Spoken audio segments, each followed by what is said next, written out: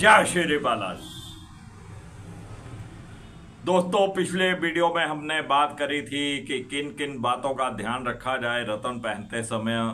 कुंडली अनुसार कौन से भाव का ग्रह, कौन लगना अनुसार कौन से भाव का ग्रह पहना जाए, रतन पहना जाए और किसका नहीं पहना जाए। लेकिन इस बात को प्रैक्टिकली आपके सामने कुंडली रख कर आपको समझाने का प्रयास किया जाएगा इस वीडियो में, और ताकि आप सही से समझ सकें कि रतन का चयन कैसे करें, कौन से ग्रह का रतन पहनना है, कौन से का नहीं पहनना है, ये आपकी समझ में आ जाए। तो आज के वीडियो में 2-3 कुंडलियों का उदाहरण आपके सामने यहाँ पे रखेंगे और आपको समझाने का प्रयास करेंगे कि कौन से ग्रह का रतन इस कुंडली के लिए सूटेबल हो सकता है, कौन सा नहीं हो सकता। बने रहिएगा मेरे साथ वीडियो के अंत तक। एक विशेष जानकारी आपके साथ ये साझा करने वाले हैं ताकि आप सही रतन का चयन कर पाए। गलत रतन धारण करने का कोई फायदा नहीं।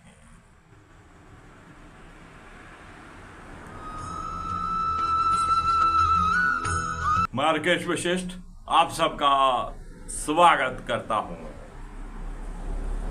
रतन धारण करते समय किन बातों का ध्यान रखा जाता है,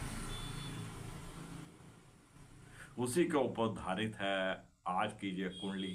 प्रैक्टिकली आपके सामने आप कुंडली प्रस्तुत करेंगे और उसी अनुसार आपको बताने का प्रयास करेंगे। ये देखिएगा, ये पहली कुंडली आपके सामने जो हम रख रहे हैं, ये मकर लग्ना की कुंडली है।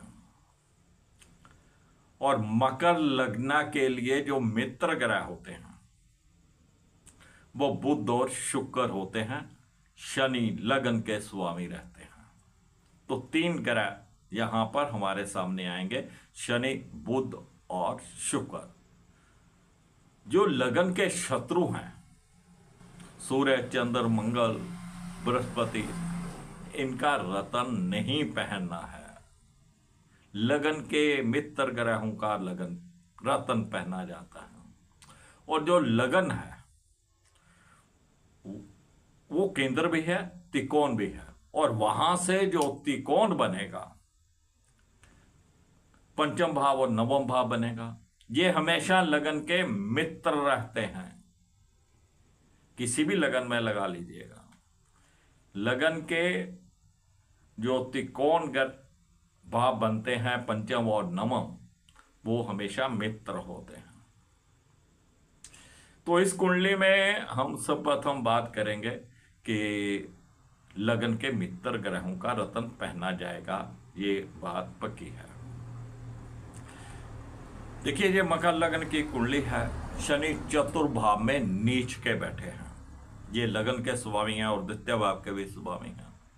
जो ग्रह नीच बैठ गया उसका रतन नहीं पहनना है, तो यहां पर शनि का रतन नहीं पहना जाएगा। बुध जो कि लगन के मित्र हैं, भाग्य भाव के स्वामी हैं, 12वें भाव में बैठ गए हैं। तो भाग्य भाव का जो ग्रह है बुध, उसका रतन भी आपको नहीं पहनना है क्योंकि वो 12वें भाव में बैठे हैं। अब बचा शुक्र। शुक्र मकर लग्ना के लिए योग कारका होते हैं। सबसे बढ़िया प्लेनेट शुक्र, जो कि पंचम भाव और दसम भाव के स्वामी हैं, लाभ भाव में बैठे हैं। और इस कुंडली में सिर्फ आप शुक्र का रतन धारण कर सकते हैं। शुक्र लगन के मित्र भी हैं, योग कारका भी है। और हमने पहले एपिसोड में बात करी थी, जो ग्रह 6, 8, 12 बैठ जाते हैं उनके रतन नहीं पहने जाते। अब देखिए, सूर्य अष्टम भाव के स्वामी हैं, 12वें भाव में बैठे हैं, इनका रतन तो पहनेंगे ही नहीं, फिर लगन के भी शत्रु हैं। बुध भाग्य भाव के स्वामी थे, इसलिए उसका रतन नहीं पहनेंगे। मंगल यहां पर चतुर्भाव और 11वें भाव के स्वामी हैं, लेकिन लगन के शत्रु होकर द्वितीय भाव में बैठे हैं, तो मंगल का रतन नहीं पहनेंगे। छठे 8वें और 12वें भाव के जो स्वामी होते हैं उनका रत्न भी नहीं पहनना है। तो इस कुंडली से निष्कर्ष ये निकलता है कि इस कुंडली में सिर्फ शुक्र ग्रह का रत्न ही पहना जा सकता है। चलिए एक और कुंडली लेते हैं आपके सामने। ये कुंडली आपके सामने आ गई है तुला लगन की। तुला लगन के जो स्वामी हैं वो शुक्र होते हैं और तुला लगन के जो मित्र बनेंगे शनि, बुध और शुक्र।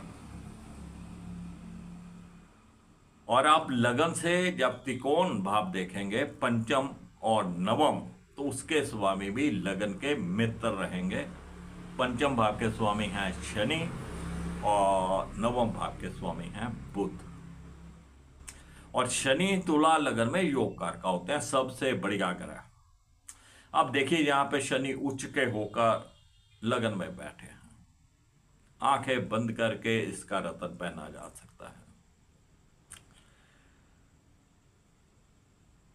जब मूल त्रिकोण राशि 6, 8 में 12 में चली जाए तब भी उसका रत्न नहीं पहनना चाहिए। जहां पर भाग्य भाव के स्वामी देखिए बुध है, लेकिन उसकी मूल त्रिकोण राशि 12वें भाव में है, तो ऐसी स्थिति में बुध का रत्न नहीं पहनेंगे। लगन के स्वामी देखिए आप नवम भाव में बैठे हैं शुक्र, और शुक्र का रत्न यहां पे पहना जा सकता है।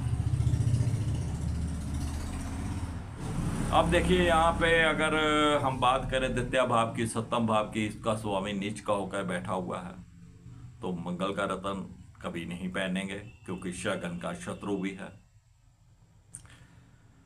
चंद्र दसम भाव का स्वामी है, अपनी ही राशि में बैठा है, लेकिन लगन का शत्रु है, रत्न नहीं पहनेंगे। सूर्य जो कि एकादश भाव का स्वामी है, उसका रत्न भी नहीं पहनेंगे क्योंकि लगन का शत्रु है। तो इन बातों का आपको ध्यान रखना है कोई भी रत्न पहनते समय। फीमेल की कुंडली हो, हर कोई कह देता है पुखराज पहन लीजिए, बृहस्पति का रत्न पहन लीजिए, लेकिन ऐसे नहीं होता। महादशा अंतरदशा देखकर कोई रत्न नहीं पहना जाता। चलिए एक कुंडली और आपके साथ डिस्कस करते हैं। ये कुंडली जो है वो धनु लगन की कुंडली है, और धनु लगन के जो स्वामी होते हैं वो बृहस्पति देव होते हैं। और धनु लगन से जो पंचम और नवम के स्वामी जो कि त्रिकोण बनेंगे वो उसके मित्र ही बनेंगे। पंचम भाव के स्वामी मंगल बनेंगे और नवम भाव के स्वामी सूर्य बनेंगे। तो धनु लगन की कुंडली के लिए उसके मित्र ग्रह जो बनेंगे वो मंगल और सूर्य बनेंगे। अब बृहस्पति के मित्र तो चंद्र भी होते हैं, लेकिन चंद्र यहां पर अष्टम भाव के स्वामी हैं। 6, 8वें और 12वें भावों के स्वामी का रत्न नहीं पहनना है, बेशक वो मित्र ही क्यों ना हो। तो यहां पर चंद्र का रत्न नहीं पहना जाएगा। देखिए भाग्य भाव के स्वामी सूर्य है और सूर्य अष्टम में चले गए हैं, तो सूर्य का रत्न नहीं पहनना है। बृहस्पति देव तृतीय भाव में बैठे हैं, तो यहां पे बृहस्पति का रत्न पहना जा सकता है। शनि 12वें भाव में चले गए हैं, इसका रत्न नहीं पहनेंगे। शुक्र नीच के हैं, लगन के शत्रु हैं, इसका रत्न नहीं पहनेंगे। अब देखिए बुध जो कि सप्तम के और दसम के स्वामी हैं, लेकिन लगन के शत्रु भी है और वो अष्टम में है, इसका रत्न नहीं पहनेंगे। तो रत्न चयन करते समय इन बातों का आपको ध्यान रखना है। इन बातों का ध्यान रखते हुए आप सही रत्न को चयन कर पाएंगे और आपको उसका फिर लाभ मिलेगा।